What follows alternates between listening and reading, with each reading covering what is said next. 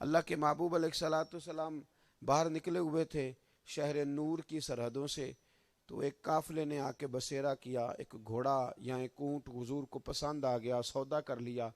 فرمایا میں یہ، وہ قافلے آتے تھے نا سامان بیچنے کے لیے، شہروں کے باہر وہ رکتے تھے، تو وہ زمانہ نہیں تھا کہ جس میں جناب آپ ہوٹل میں جا کے ٹھہر جائیں گے اور جس میں بچوں کا خرچہ آپ دے جائیں گے، تو ساتھ ہی سارے روانہ ہو جاتے تھے، بچے بھی، بچیاں بھی، گھر والے بھی، خیمے لگ جاتے تھے اور کھانے کی چیزیں پاس ہوتی تھی، جہاں رات ہوئی وہیں کھانا پک گیا، وہیں ٹھکانہ بنا لیا۔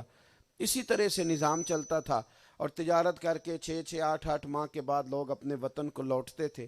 باہر ایک مدینہ منورہ کے باہر ایک قافلے نے ڈیرا لگایا، حضور علیہ الصلوۃ والسلام نے ان سے اونٹ یا گھوڑا پسند کر لیا، محبوب کریم علیہ السلام نے خرید لیا۔ میں پھر آپ کی توجہ دلانا چاہوں گا کہ لوگ سمجھتے ہیں کہ شاید ظاہری کچھ چیزیں میں اکٹھی کر لوں گا نا، کچھ چیزیں خرید لوں گا، میں کوئی سر پہ لگانے کی چیز خرید لوں گا، چہرے پہ لگانے کی، تو شاید میری کشش بڑھ جائے۔ معصومیت اور روشنی،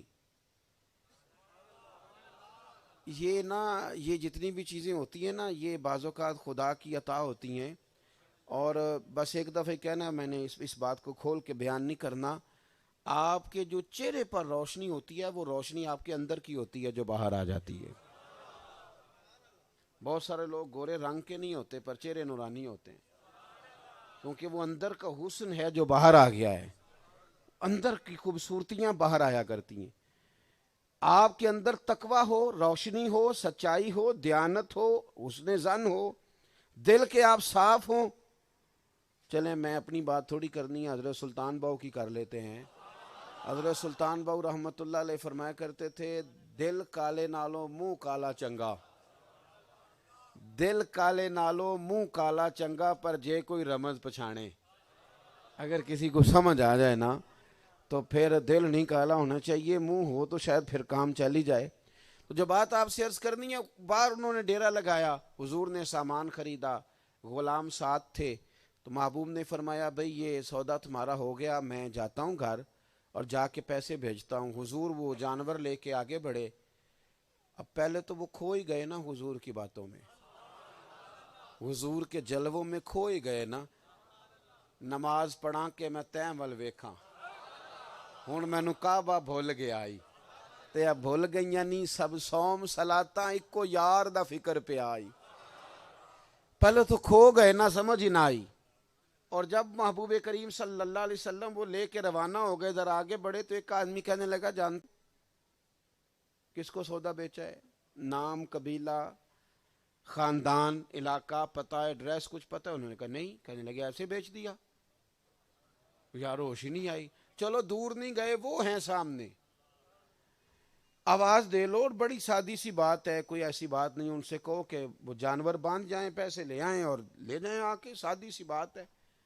ایک شخص دوڑنے لگا تھا تو اس قبیلے کے سردار کی بیوی خیمے کے اندر سے پردے کی اوٹ سے دیکھ رہی تھی منظر، وہ ذرا پردہ سرکا کے بولی، کہنے لگی خبردار پیچھے کوئی نہ جائے،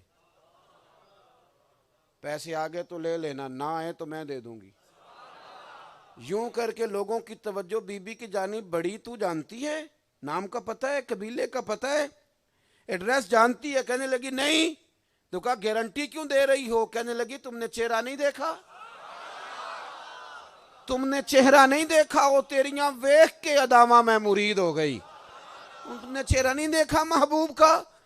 کہنے لگی محبوب جب تک تم سے باتیں کرتے رہے نظریں جھکی رہیں، سونے کے جملے کوئی گننا چاہتا تو گن سکتا تھا، ان کی باتوں میں کشش تھی، ان کے جملوں میں رانائی تھی، ان کا کوئی کلام کرنا حکمت سے بھرپور تھا، اور ان کے چہرے کی معصومیت، آنکھوں کا نور، پیشانی کا حسن مجھے بتا رہا تھا کہ اس طرح کے چہرے جھوٹوں کے نہیں ہوا کرتے، اس طرح کے چہرے، حضور کا چہرہ ہی ایسا تھا۔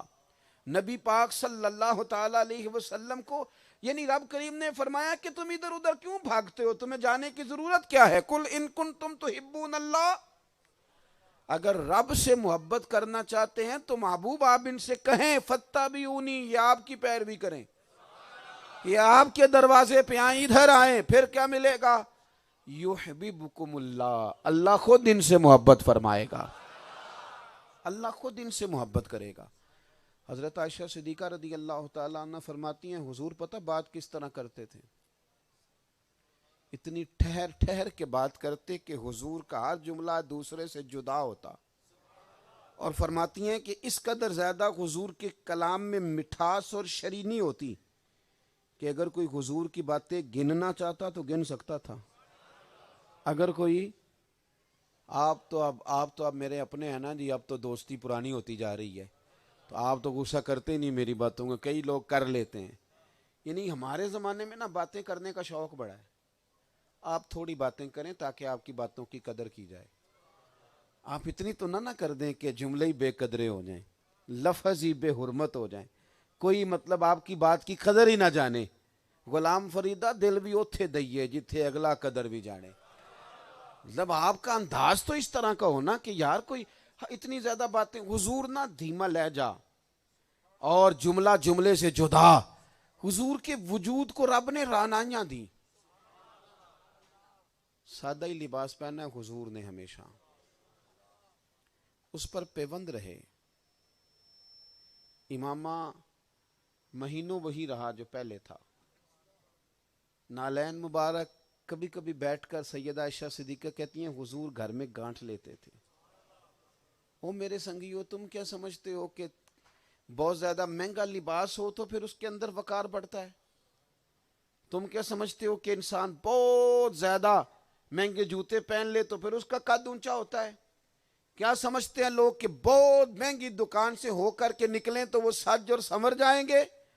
سادہ لباس ہو پر سچائی سے بھرپور ہو، وہ جتنے کپڑے ہو نا وجود پہ ان کا دانہ دانہ حلال پیسوں کا ہو، جوتا سادہ ہو لیکن وہ جدھر بھی اٹھے خیر کے رستے کی طرف جائے، وہ شر کا کبھی بھی سفر نہ کرے، تو خود بخود نورانیت پیدا ہو جاتی۔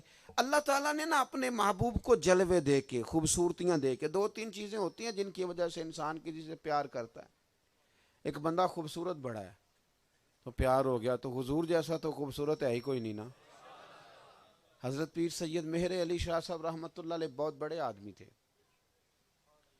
اور ہر لحاظ سے بڑے تھے، حسب کے لحاظ سے بھی، نسب کے لحاظ سے بھی، کلام کے لحاظ سے بھی، علم کے لحاظ سے بھی، تقوی کے لحاظ بڑے تھے، اور بڑا اللہ نے علم دیا تھا۔ آپ ان کی کتابیں دیکھیں، لیکن جب وہ حضور کے تذکرے کی بات کرتے ہیں نا تو کہتے ہیں یار حضور کے حسن پہ کلام کرنا ہمارے بس کی بات نہیں، کیونکہ جب کسی نے کوئی بات سمجھانی ہوتی ہے تو کوئی مثال بھی تو دینی ہوتی ہے نا، تو کوئی مثال ایسی ہو تو حضور کے لیے دینا۔ نہیں، یہ بات کی آپ کو سمجھ نہیں آئی صحیح کر کے۔ بھئی مثال دینی ہوتی ہے نا کہ جی یہ جس طرح ہے نا اس طرح کر کے فلانی بات، مثال ہوتی ہے نا جی، کسی چیز کو کسی پر استدلال کیا جاتا ہے، مثال دی جاتی ہے، تو کس پر مثال دیں، مثلا کیا سامنے کریں، کیا دکھائیں؟ تو پیر صاحب کہتے ہیں کوئی مثل نہیں ڈھولن دی۔ بڑے منطقی ہیں، بڑے فلسفی ہیں، بڑی باتیں ہیں، لیکن کہتے ہیں کوئی مثل نہیں ڈھولن دی، کوئی مثل ہی نہیں ڈھولن دی۔ پھر اپنے آپ کو کہنے لگے تو چپ کر مہر علی، ایتھے جا نہیں ہو بولن دی۔